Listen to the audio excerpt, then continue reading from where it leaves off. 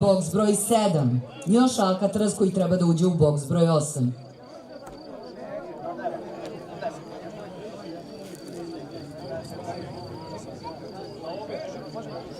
Sva grla se nalaze unutar start mašine, osoblje napustilo napravu, najslabije je startovala Piano Pik.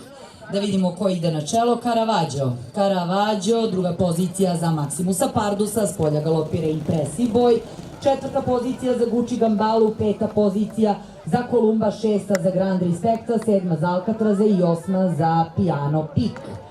Trku vodi Maximus Pardus na čelu ovog nadmetanja, 2,5 dužine prednosti u odnosu na Impressive Boya, na trećoj poziciji Caravaggio, na treću poziciju kao da izbila Gucci Gambala za Nozdrvu, na petoj poziciji Alcatraz, na šestoj Grand Respect, povlači ga Tika Vujković, potom na predposlednjoj poziciji Columbo i daleko iza Piano Pik.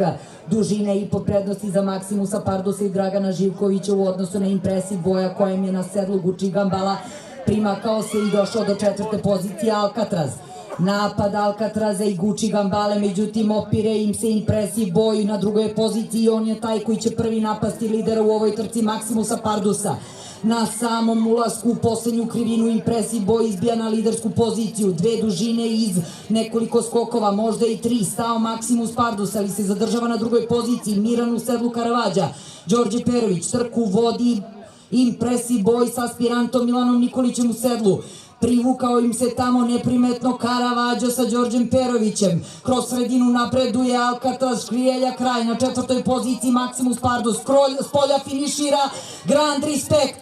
Caravaggio napada Impressive Boya, pokušavaju to da isprate Alcatraz i Grand Respect, ali Caravaggio miran na ruke, bez ikakvog trzaja. Perović slavi, Alcatraz drugi, Grand Respect treći, Impressive Boy četvrti, Gucci Gambala peta, Maximus Pardus šesti, Columbo sedmi i Piano Pik osma.